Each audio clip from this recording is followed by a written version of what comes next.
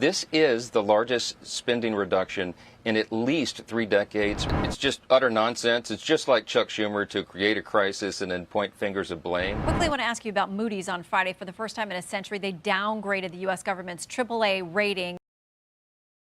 I want to jump into this Fox News segment with Mike Johnson desperately trying to justify this horrendous GOP tax bill. So if you can, take a moment first to leave us a like. It helps our channel out, gives the video a boost in the algorithm, and let's see what's being discussed. This is the vehicle through which we will deliver on the mandate that the American people gave us in the last election. You're going to have historic savings for the American people, historic tax relief for American workers, historic investments in border security, at the same time that we're restoring American energy dominance, and we're rebuilding the defense industrial base, and we're ensuring that programs like Medicaid and SNAP are strengthened for the U.S. citizens who need and deserve them, and not being squandered away by illegal aliens and persons who are ineligible to receive them and are cheating the system. And look, the tax cuts, is critical. We're going to make the 2017 tax cuts permanent. We're going to eliminate taxes on overtime and tips, as the president promised. New tax relief for seniors on Social Security,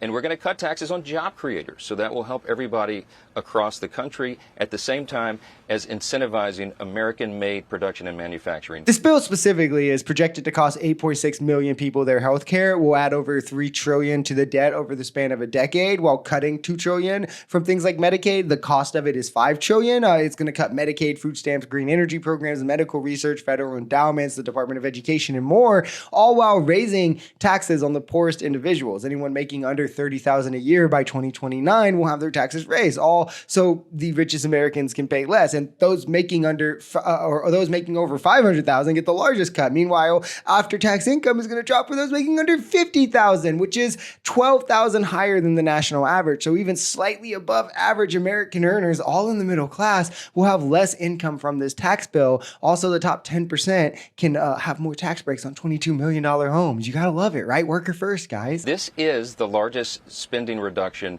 in at least 3 decades, probably longer.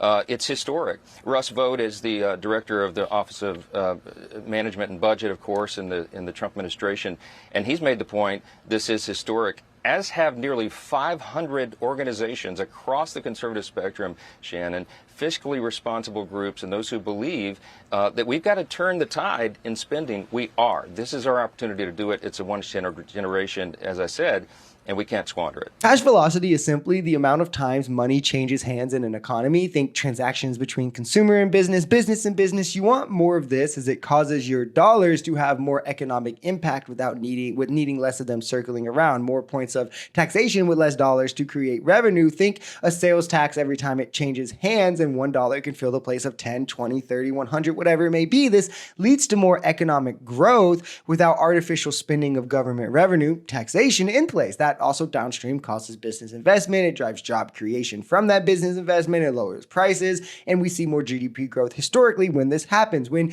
you have more of this naturally, this velocity of cash, you need less of it artificially. Again, less taxation. Essentially, data indicates this is highest in the middle class. So ideally, the economic policy you have would be to push the tax burden onto the richest, who exchange money the least, to distribute the money into the hands of those who exchange it the most. This would drive economic growth with less necessity for taxation, though, of course, Republicans don't care about economic efficiency as much as they do enriching the wealthy at all costs. Quickly, I want to ask you about Moody's on Friday. For the first time in a century, they downgraded the U.S. government's AAA rating. They say an increase in government debt and interest payment ratios, quote, that are significantly higher than similarly rated sovereigns.